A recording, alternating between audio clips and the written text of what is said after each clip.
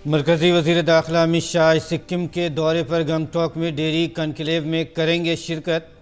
BJP के core group meeting में भी लेंगे हिस्सा। सरदार वल्लभ भाई पटेल के मुजस्समे की करेंगे नकाब कुशाई।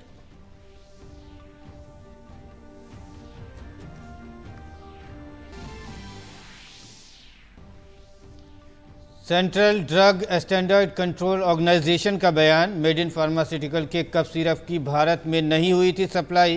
कंपनी ने सिर्फ गाम्बिया को सिरप किया था बरामद। जांच के लिए चंडीगढ़ भेजे गए नमूने, आलमी इदारे सेहत से तलब की तफसीली मालूमात। गाम्बिया में कफ सिरप से 66 बच्चों की मौत का है मामला। ज़ापोरिज़िया पर रूसी हमलों का सिलसिला जारी, हमलों में कम से कम 7 अफराद हलाक। यूक्रेन का रूस के ज़ेर कब्ज़ा इलाकों पर फिर से कब्ज़ा हासिल करने का दावा।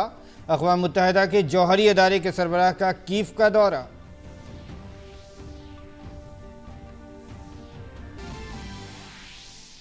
यूक्रेन और रूस के दरमियान जारी जंग से पैदा होने वाले तवानाई के बहरान पर बात करने के लिए चेक जमहूरिया के प्राग में इकट्ठा हुए यूरोप के 44 ममालिक। यूक्रेन पर रूसी हमलों के खिलाफ तमाम ममालिक का एक आवाज़ में एहतजाज।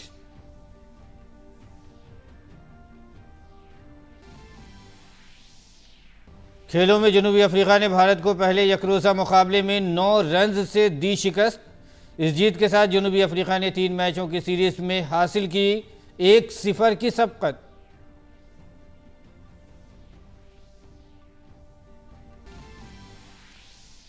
और 36वें नेशनल गेम्स में खिलाड़ियों की शानदार कारकर्दगी का सिलसिला जारी। पॉइंट्स टेबल में सर्विसेज के खिलाड़ी 41 गोल्ड मेडल्स के साथ सरे फहरिस्त। हरियाणा दूसरे और महाराष्ट्र तीसरे नंबर पर काबिज।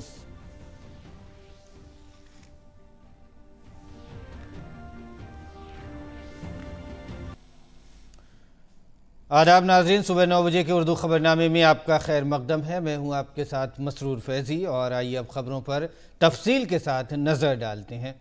शुरुआत करते हैं मरकज़ी वज़ीर दाखिला के मशरक़ी रियासत के दौरे से मुताल्लिक़ ख़बर से। मरकज़ी वज़ीर दाखिला अमित शाह आज मशरक़ी रियासत सिक्किम के दौरे पर होंगे। वज़ीर दाखिला गंगटोक में डेयरी कॉन्क्लेव में हिस्सा लेंगे। अपने दौरे के दौरान अमित शाह बीजेपी की कोर ग्रुप की मीटिंग में भी शामिल होंगे। अमित शाह सरदार वल्लभ भाई पटेल के मुजस्समे की रूनुमाई भी करेंगे। इसके साथ ही सिक्किम के वज़ीर आला प्रेम सिंह तमांग से भी मुलाकात का प्रोग्राम है। सिक्किम के दौरे के बाद वज़ीर दाखिला अमित शाह आज दोपहर बाद आसाम के गुवाहाटी पहुंचेंगे।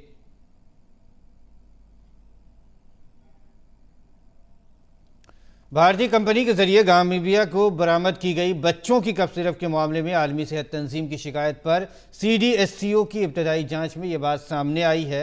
मेड इन फार्मास्यूटिकल लिमिटेड को इस सिरप को बनाने का लाइसेंस सिर्फ बरामदात के लिए मिला है। कंपनी ने सिर्फ गाम्बिया को सिरप बरामद किया है, भारत में इसे फ़रोख्त नहीं किया गया है। एक स्टैंडर्ड प्रैक्टिस के तहत दरामद करने वाला मुल्क इस्तेमाल में लाए जाने से पहले दरामद प्रोडक्ट के मेयार की जांच करता है। CDSCO ने जांच के दायरे में शामिल तमाम 4 दवाओं के नमूने हासिल किए हैं और उन्हें चंडीगढ़ वाक़ रीजनल ड्रग टेस्टिंग लैब भेज दिया गया है। लैब में जांच के बाद मामले में शफाफियत आएगी और आगे की कार्रवाई की जा सकेगी।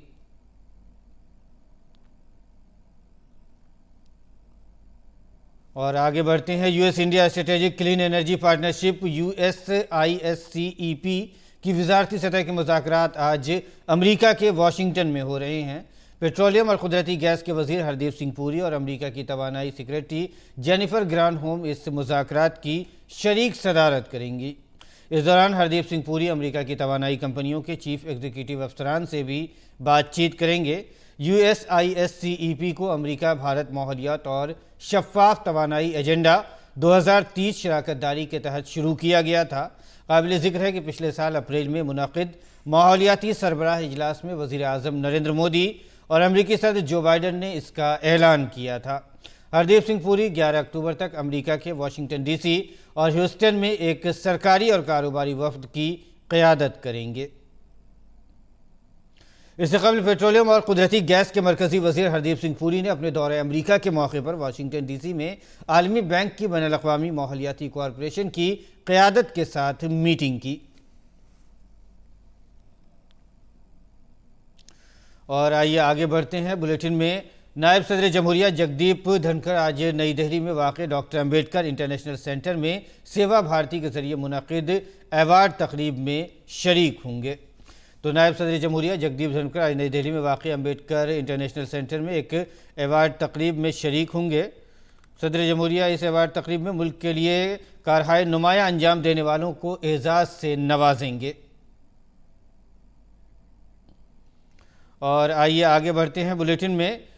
भारत इंटरनेशनल सोलर अलायंस की 5वीं असेंबली की मेज़बानी करेगा। 17 से 20 अक्टूबर तक होने वाली बैनुल-अक़वामी कॉन्फ्रेंस में 109 ममालिक के शुरका शिरकत करेंगे। मरकज़ी वज़ीर तवानाई आर.के. सिंह ने इसके ताल्लुक़ से मालूमात फ़राहम करते हुए बैनुल-अक़वामी शमसी इत्तेहाद की 5वीं असेंबली के मक़ासिद पर रोशनी डाली। नई दिल्ली में मुनक़िद होने वाली कॉन्फ्रेंस में तवानाई के तहफ़्फ़ुज़ और तवानाई के शोबे में हालिया तब्दीलियों पर तबादला ख़याल किए जाने का इसमें इम्कान है। That is a scale of investment which they will not be able to do and which is not required now. In any case, investments in thermal generation are something which will not serve the cause of reducing and stopping global warming. So solar is the answer. Distributed mini grids are the answer. And if the world is actually serious about energy transition, then the International Solar Alliance is the answer. What we bring to the International Solar Alliance and what the International Solar Alliance makes available to all the member countries, especially the member countries which have the problems of access to energy and the problems relating to transition, is that it houses a body of experts. It provides expertise. Quality council of India ने अपने 25 वर्ष मुकम्मल होने के मौके पर एक programme का इनेकाद किया है। मेयार से आत्मनिर्भरता के नारे के साथ ये program quality council of India की खिदमत, मसनूआत और ज़िंदगी को मेयार फराहम करने में की गई कोशिशों को याद दिलाता है। इफ्तिताही इजलास की सदारत कर रहे मरकज़ी वज़ीर पीयूष गोयल ने हालिया बरसों में काउंसिल की कोशिशों की सताइश की। All these various organizations working in tandem, working towards a world-class quality system which can help us scale up absorption of quality standards, which can help take the national quality mission to every citizen and every business, so that the business environment, the investment environment that we have been able to create can grow from strength to strength and can help India achieve our mission of becoming a developed nation by 2047. Quality council of India के general secretary doctor Ravi Singh ने कहा है कि यह अदारा भारत को आगे ले जाने के लिए पूरी तरह से तैयार है। 2047 तक भारत को एक तरक्की याफ्ता मुल्क बनाने के वज़ीर आज़म के तसव्वुर का हवाला देते हुए उन्होंने कहा कि इस हदफ को हासिल करने में क्वालिटी काउंसिल ऑफ इंडिया अहम रोल अदा करेगी। सिल्वर जुबली के मौके पर हमारे नुमाइंदे तापस भट्टाचार्य ने क्वालिटी काउंसिल ऑफ इंडिया के सेक्रेटरी जनरल से बातचीत की। पेश है ये खुसूसी बातचीत। मेरे साथ इस वक्त मौजूद है सेक्रेटरी जनरल QCI के आर.पी. सिंह, जो बात करेंगे किस तरीके से क्वालिटी को लेके QCI बहुत ही संजीदा है। सर, सबसे पहले तो ये बताइए कि 25 साल हो गए आप लोगों को काम करते हुए, और क्वालिटी एक ऐसी चीज़ है जिसको लेके सब एक हमेशा से रहते हैं सोच में कि इसको कैसे बरकरार रखें। आप लोगों ने कैसे इसको कायम रखा है? हमारा तो अभी सतत प्रयास रहेगा अगले 25 सालों में, जब हम क्वालिटी को हर जनमानस के दिमाग में आधारशिला की तरह स्थापित करना चाहते हैं। हम ये नहीं चाहते कि कोई भी आदमी बैड क्वालिटी को एक्सेप्ट करे, और प्रायः होता यह है कि लोग सोचते हैं कि क्वालिटी इस्टेब्लिश करने में बहुत कॉस्ट लगती है। इस संभावना को मूल से ख़त्म करना है, और उसके लिए सभी नागरिकों को साथ में आना पड़ेगा, जहाँ पे वो ये कहें कि कॉस्ट चाहे कुछ भी हो, हम लेंगे क्वालिटी के सामान। अदरवाइज़ हिंदुस्तान एक ऐसा राष्ट्र बन जाएगा जहाँ पे डेवलप्ड नेशन अपनी लो क्वालिटी का सामान को यहाँ पे डंपिंग ग्राउंड बना देते हैं। हमको वो चीज़ नहीं करनी है, और इसीलिए हमारा प्रयास है कि गांव का, ग्रामीण का, कस्बे का, इसका राज्य का कोई भी आदमी हो, कोई भी संकाय हो, कोई भी स्टेट गवर्नमेंट हो, हर लोग इस चीज पे अपने आप को एकदम स्थापित कर लें कि बगैर क्वालिटी के हमको कोई चीज नहीं करनी है। इवन इन पब्लिक प्रोक्योरमेंट हमको कोई भी ऐसा सामान गवर्नमेंट के निकायों में नहीं खरीदना है जिसमें क्वालिटी एश्योर्ड नहीं है। सर शॉर्ट रेंज में, शॉर्टर विजन जो आप लोगों का हो सकता है 5 साल 10 साल में, अगले क्या आप लोगों का मेन थ्रस्ट रहेगा? देखिए 3-4 चीजें तो मेन थ्रस्ट रहेगी। वैसे तो हमको विजन माननीय प्रधानमंत्री के यहाँ से आता है और जितने भी मिनिस्ट्रीज और डिपार्टमेंट्स हैं जो स्कीम्स गरीब लोगों के लिए वो करना चाहते हैं उस पे हमको कार्य करने का मौका मिलता है। लेकिन हमारे हिसाब से स्वास्थ्य और शिक्षा ये दो ऐसी चीज़ें हैं जिस पर हमारा बहुत ज़्यादा फोकस रहेगा, क्योंकि हम जानते हैं कि भारत एक डेवलप्ड नेशन तभी बनेगा जबकि भारत के लोग वर्ल्ड में जा कर के अपने आप को, अपनी स्किल्स को, अपने नॉलेज को स्थापित कर सकें। बहुत बहुत शुक्रिया हमसे बात करने के लिए। तो ये थे सेक्रेटरी जनरल QCI के RP सिंह, जो बता रहे थे कि भारत को अगर डेवलप नेशन बनना है तो स्वास्थ्य और एजुकेशन पे खासा जोर देना पड़ेगा। कैमरा पर्सन सुरेंद्र के साथ मैं तापस भट्टाचार्य, दूरदर्शन समाचार, दिल्ली। दुबई में हाल ही में एक अजीम उश्शान मंदिर का इफ्तिताह किया गया है। मंदिर का इफ्तिताह मुत्तहिदा अरब इमारात की रवादारी और बक़ाए बाहमी के वज़ीर शेख नहयान बिन मुबारक अल नहयान और मुत्तहिदा अरब इमारात में भारतीय सफ़ीर ने किया। दूरदर्शन की नुमाइंदा मेघना देव ने सफ़ीर संजय सुधीर से इस अजीम उश्शान मंदिर और भारत UAE के सकाफ़ती ताल्लुकात पर बातचीत की। दुबई में हाल ही में एक हिंदू मंदिर का लोकार्पण हुआ है और इससे लोगों का जो जोश है, लोगों की जो खुशी है और ज़्यादा बढ़ गई है। और ख़ासकर ऐसे लोग तकरीबन 35 लाख जो भारतीय जो UAE में रहते हैं उनका जो जोश है वो और ज़्यादा बढ़ गया है। हर्षोल्लास से भरे हैं लोग। और इसी पर और ज़्यादा बात करने के लिए हमारे साथ जो भारतीय एम्बेसडर हैं UAE के, वो हमारे साथ जुड़े हैं, संजय सुधीर सर। सर बहुत बहुत शुक्रिया DD न्यूज़ से बात करने के लिए। सबसे पहले आपसे यही प्रश्न पूछना चाहेंगे, क्या खास है इस मंदिर में, क्योंकि बेहद भव्य और बेहद विशाल ये मंदिर नजर आ रहा है? ये जो नया हिंदू मंदिर है ये बहुत खास मंदिर है। पूरी तरह संगमरमर, सफेद संगमरमर से बनाया हुआ ये मंदिर अभी दुबई में खोला गया है। इस मंदिर की विशेषता ये है कि इसमें 16 हिंदू देवी देवता हैं, जिसमें प्रमुख हैं शिव, कृष्णा, गणेशा, महालक्ष्मी, आयप्पन और तो और इस मंदिर में गुरु ग्रंथ साहब की भी स्थापना की गई है। एक और खासियत ये है कि जिस एरिया में ये मंदिर बनाया गया है उसको वर्शिपर्स विलेज कहा जाता है। वर्शिपर्स विलेज बनाया है ये दुबई की सरकार ने, जिसमें इस मंदिर के बिल्कुल बाजू में एक गुरुद्वारा है, सामने कुछ चर्चेज हैं, आसपास कुछ मस्जिदें हैं। तो ये देखा जाए तो एक तरह से एक सर्वधर्म कॉम्प्लेक्स के रूप में ये वर्शिपर्स विलेज बना है। इस मंदिर के आने से जो भारतीय कम्युनिटी है यहाँ की, उसमें बहुत हर्ष उल्लास है। और आपको जान के ये प्रसन्नता होगी कि जबकि मंदिर के इनॉग्रेशन अभी हुई है, फॉर्मल इनॉग्रेशन, लेकिन वीकेंड्स पे अभी भी यहाँ करीब 24 से 25 हज़ार तक लोग आते हैं। ऐसे में सर अगर हम देखें तो इंडिया और UAE के जो कल्चरल टाइज हैं वो ऐतिहासिक हैं, उसके ऊपर कुछ कहना चाहेंगे? पिछले कुछ सालों में किस तरीके से तेजी से हम देख रहे हैं ये टाइज और ज़्यादा मजबूत हुए हैं, कोऑपरेशन और ज़्यादा गहरा हुआ है?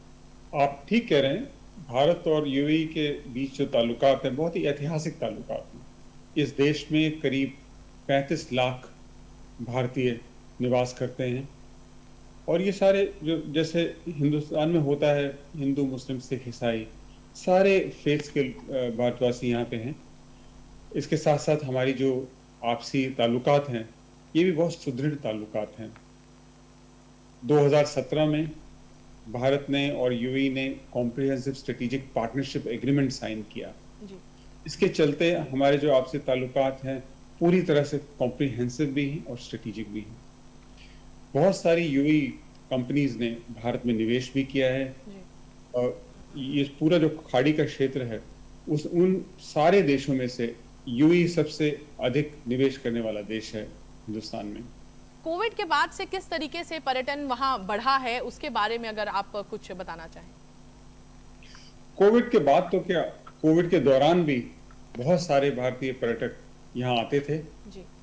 जब 6 माह के लिए दुबई एक्सपो का आयोजन किया गया तो उसमें करीब 24 मिलियन लोगों का फुटफॉल रहा यहाँ पे। इतना पॉपुलर डेस्टिनेशन है दुबई और यूएई। अभी कुछ ही महीने पहले यहाँ आईएफए का आयोजन भी किया गया था अबू धाबी में। जी। और आपने ठीक ही कहा कि ये मंदिर एक और टूरिज्म अट्रैक्शन है, लेकिन टूरिज्म अट्रैक्शंस की जहां तक बात है वो बढ़ते जा रहे हैं। बिल्कुल। इसके साथ साथ एक और मंदिर बनाया जा रहा है, बैप्स हिंदू मंदिर, जिसका अनाउंसमेंट किया गया था प्रधानमंत्री श्री नरेंद्र मोदी जी के 2015 के विजिट में। वहां भी प्रोग्रेस बहुत अच्छी चल रही है और उम्मीद है कि फरवरी 2024 तक बैप्स हिंदू मंदिर भी पूरा हो जाएगा। बहुत बहुत धन्यवाद एम्बेसडर हमसे बात करने के लिए।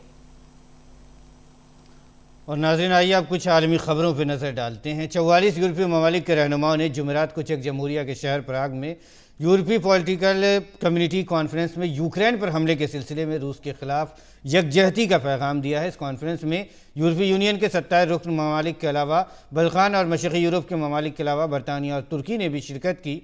यूरोपीय ममालिक के रहनुमाओं ने तवानाई के बहरान समेत कई मसाइल के हल पर बात की। इन तमाम ममालिक ने एक आवाज़ में यूक्रेन पर रूसी हमलों के खिलाफ आवाज़ बुलंद की। यूरोपीय यूनियन के रुकन ममालिक ने मॉस्को के खिलाफ पाबंदियों की 8वीं बैच की हतमी मंजूरी भी दी।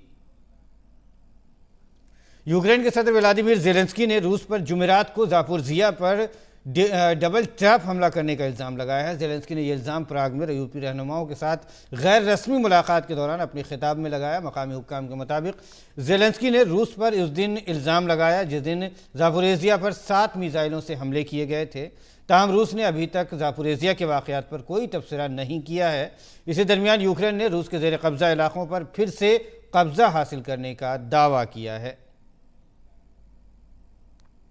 दरियासना यूरोपीय पॉलिटिकल कम्युनिटी कॉन्फ्रेंस में फ्रांसीसी सदर इमानुएल मैक्रोन ने कहा है कि उन्हें खुशी है कि बरतानिया की वज़ीर आज़म लिज़ ट्रस ने कॉन्फ्रेंस में शिरकत की। मैक्रोन ने ऐलान किया है कि यूरोपीय ममालिक रूस का मुकाबला करने के लिए मज़ीद फ़ौजी साजो सामान यूक्रेन भेजेंगे। और ख़बर अमेरिका से है। अमेरिका के डेलावेयर अदालत ने मिस्क और ट्विटर के दरमियान जारी कानूनी लड़ाई को फ़िलहाल ख़त्म कर दिया है। अदालत ने ट्विटर की ख़रीदारी के लिए $44 अरब के मुआहदे को मुकम्मल करने के लिए केस पर रोक लगा दी है। इत्तलात के मुताबिक एलन मस्क की जानिब से ट्विटर की ख़रीदारी के लिए डील को 28 अक्टूबर 2022 की शाम 5 बजे तक मुकम्मल की जानी है। हर साल 8 अक्टूबर को फ़िज़ाइया के दिन के तौर पर मनाया जाता है। 8 अक्टूबर 1932 को भारतीय फ़िज़ाइया का क़याम अमल में आया था। इस साल के फ़िज़ाइया के दिन की अहम तकरीब चंडीगढ़ में मुनक़िद हो रही है। फ़िज़ाइया के दिन के मौके पर तीनों अफ़वाज के सरबराहान और CDS जनरल अनिल चौहान ने दिल्ली में कौमी जंगी यादगार पर मुल्क की खिदमत में अपनी अजीम कुर्बानी देने वाले बहादुर सिपाहियों को ख़िराज अक़ीदत पेश किया।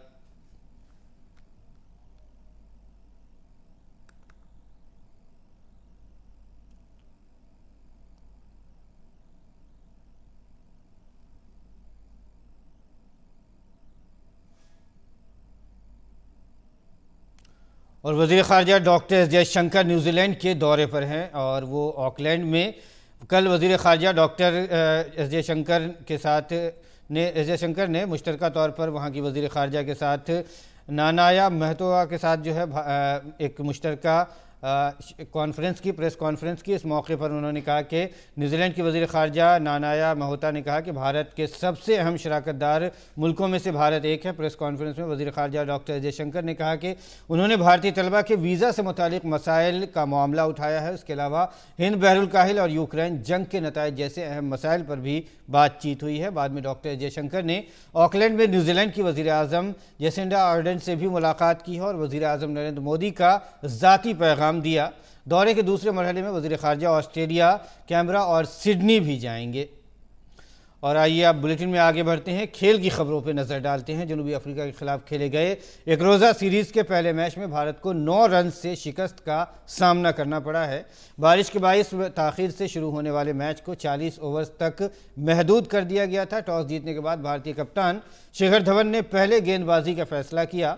जनूबी अफ्रीका ने पहले बल्लेबाजी करते हुए 40 ओवर्स में 4 विकेटों के नुकसान पर 249 रन बनाए।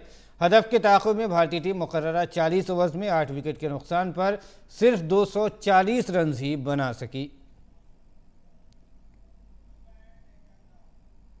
और बांग्लादेश के शहर सिलहट में खेले जा रहे खातून एशिया कप में आज भारत का मुकाबला पाकिस्तान से होगा। भारतीय खातून टीम ने एशिया कप के इस सीज़न में अब तक 3 मैच खेले हैं और तीनों मैचों में जीत हासिल की है। हरमनप्रीत कौर की क़यादत में भारतीय खातून क्रिकेट टीम ने इस टूर्नामेंट में अब तक शानदार कारकर्दगी का मुजाहरा किया है। अब तक तमाम मैच जीतने वाली भारतीय टीम पॉइंट्स टेबल में सरे फहरिस्त है। वहीं पाकिस्तान खातून क्रिकेट टीम ने इस टूर्नामेंट में अब तक 3 मैच खेले हैं, जिनमें से उसने 2 जीते हैं। ऐसे में दोनों टीमों के दरमियान आज का मैच काफ़ी दिलचस्प होने की उम्मीद है। और गुजरात में जारी 36वें नेशनल गेम्स में खिलाड़ियों की शानदार कारकर्दगी देखने को मिल रही है। जुमेरात को खेले गए मैच में छत्तीसगढ़ की आकृषि कश्यप ने बैडमिंटन का विमेंस सिंगल का खिताब अपने नाम किया। वहीं मर्दों के जुमरे का खिताब साई परनीत के नाम रहा। स्विमिंग में एक बार फिर माना पटेल की शानदार कारकर्दगी देखने को मिली। अगर पॉइंट्स टेबल पर नजर डालें तो सर्विसेज के खिलाड़ी 41 गोल्ड समेत कुल 96 मेडल्स के साथ टॉप पोजीशन पर बरकरार हैं। वहीं दूसरे नंबर पर हरियाणा है, जिसने अब तक 29 गोल्ड मेडल हासिल किए हैं, जबकि महाराष्ट्र 24 तलाई तमगों के साथ तीसरे नंबर पर है। और नाज़रीन, आइए अब एक नज़र डालते हैं दिल्ली से शाये होने वाले उर्दू के अखबारात पर।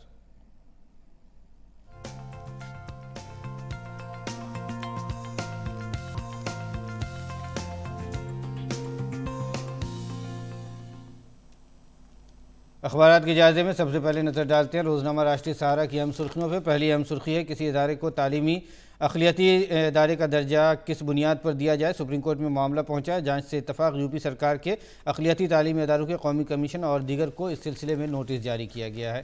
एक और ख़बर हम आपको आलमी सफ़े की सुर्खी दिखा देते हैं। शेख अहमद नवाफ अस्सबाह दूसरी बार कुवैत के वज़ीर आज़म मुक़र्रर हुए हैं। हालिया दिनों में ही वहाँ इंतख़ाबात हुए थे। एक और ख़बर, हिंदुस्तानी तलबा के लिए वीज़ा के अमल को तेज़ किया जाएगा। वज़ीर ख़ारजा डॉक्टर एस जयशंकर न्यूजीलैंड के दौरे पर और इस दौरान उन्होंने वहाँ ये बातचीत की है।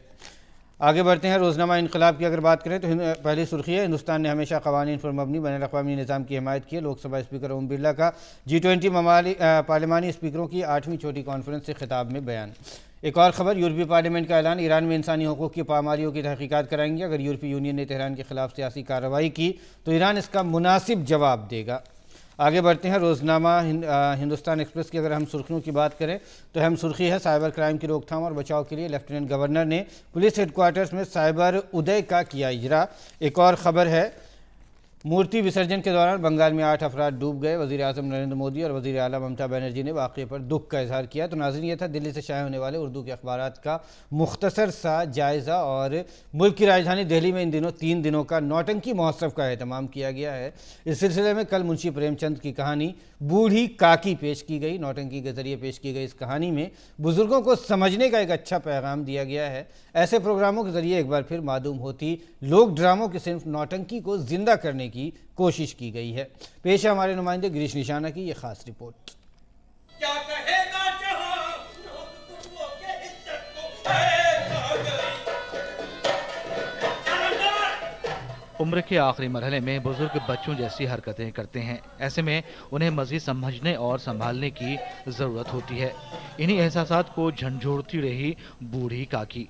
जी हाँ, मुंशी प्रेमचंद की कहानी बूढ़ी काकी को स्टेज पर पेश करके पैगाम दिया कि बुजुर्गों का एहतराम करना चाहिए। ख़ासतौर पर बूढ़ी काकी का किरदार अदा करने वाली फ़नकारा सोनम सेठ ने ऐसी अदाकारी पेश की कि ऑडिटोरियम में मौजूद तमाशबीनों की आंखें नम हो गईं।